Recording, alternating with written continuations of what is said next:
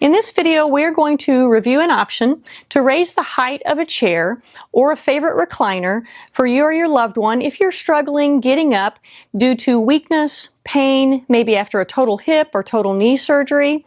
So what I have here we call a platform riser. This is going to give us about another 4 inches of height when getting up out of a chair. Now this is I made this myself. I made it from 2x4s, plywood, and a piece of 1x1 wood. Now, as you can see, I have this 1x1 surrounding the top of the platform. I did that just to prevent the sliding of the chair off of the platform. If you think that's going to slide, you also may want to consider some of this rubberized shelf liner to put on top of it.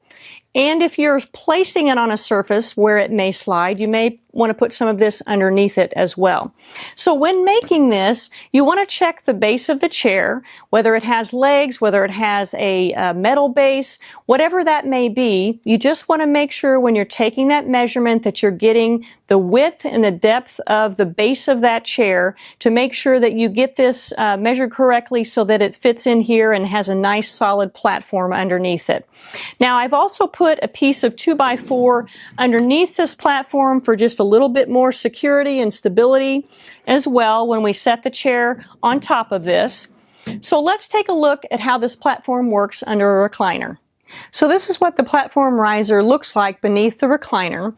So as you notice, again, it's going to give me about 4 inches of height. It puts me in a very good position to get up. My knees are below my hip level, so it's going to make it easier for me, no matter what my circumstance, to get up out of this recliner with the seat height raised. So take a look at the comment section below for further details.